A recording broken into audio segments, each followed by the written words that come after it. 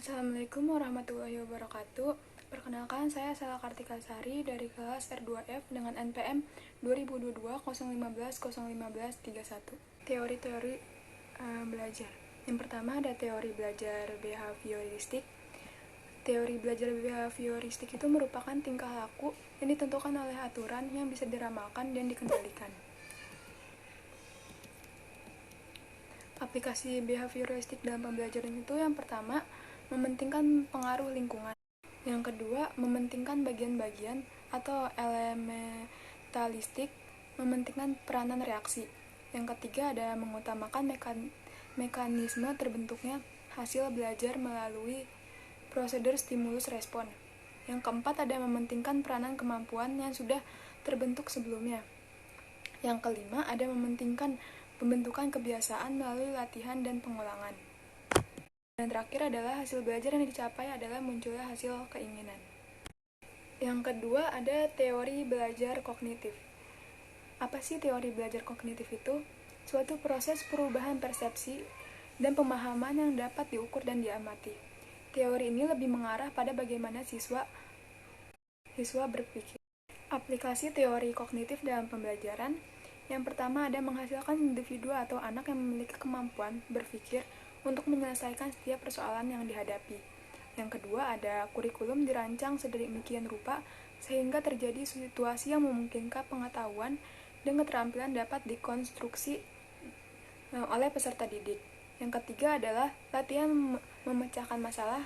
Ini seringkali dilakukan melalui belajar kelompok dengan menganalisis masalah dalam kehidupan sehari-hari. Dan yang keempat ada peserta didik diharapkan selalu aktif, dapat menemukan cara belajar yang sesuai bagi dirinya.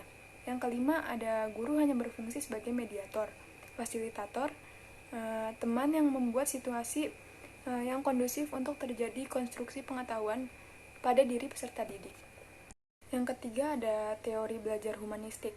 Apa sih teori belajar humanistik? Nah, teori belajar humanistik ini merupakan memusatkan perhatian kepada diri peserta didik sehingga mentitik beratkan kepada kebebasan individu. Lalu apa aja saja sih aplikasi teori humanistik dalam pembelajaran?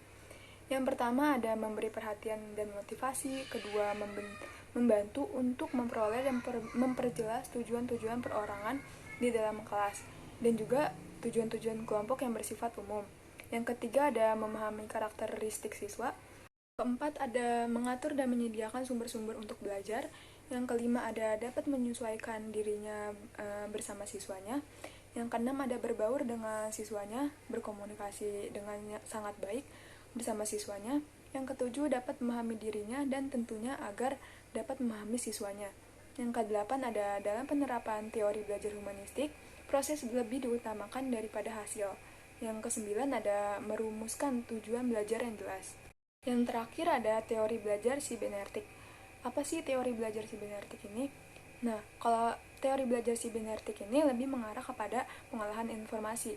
Nah, proses belajar dalam teori sibernetik ini lebih mementingkan pada sistem informasi yang diproses yang akan dipelajari oleh siswa. Lalu apa saja sih aplikasi teori sibernetik dalam pembelajaran? Yang pertama dia menentukan tujuan instruksional. Yang kedua menentukan materi pembelajaran. Yang ketiga mengkaji sistem informasi yang terkandung dalam materi tersebut. Yang keempat ada menentukan pendekatan belajar yang sesuai dengan sistem informasi itu. Yang kelima menyusun materi dalam urutan yang sesuai dengan sistem informasinya.